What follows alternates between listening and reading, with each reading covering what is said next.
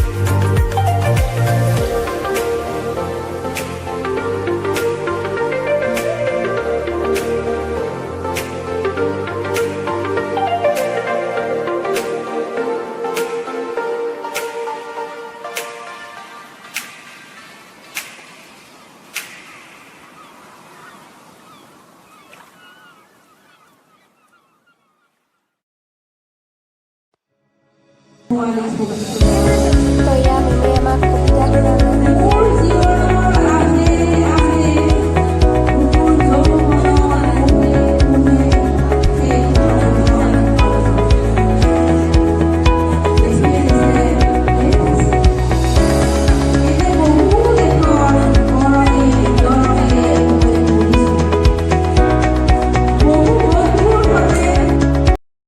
তো প্ৰগ্ৰাম শেষে প্ৰায় তো আমাক অলপ ভোক লাগিছিল সেইকাৰণে আমি চাৰিওজনে কেণ্টিনত আহিলোঁ অলপ কিবা খাবলৈ। তো এয়া আমি তিনিওজনে ওলালোঁ ঘৰত যাবৰ কাৰণে।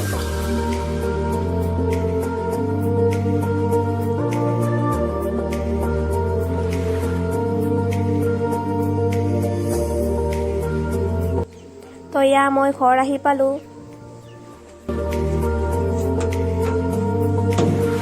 তো গাইজ এতিয়া বাজিছে 5:30 তো ফোনে টিউশ্যনে গৈছিল তো তাৰ পৰা আহোঁতে 12 বজা লৈ আহিছে। তো এতিয়া আমি সকলোৱে খাম আৰু আজি ভিডিঅ'টো বাছ ইমানেই। যদি ভিডিঅ'টো চাই ভাল লাগে তেতিয়াহ'লে নিশ্চয় like comment share and subscribe কৰি দিব। তো বাই বাই, গুড নাইট।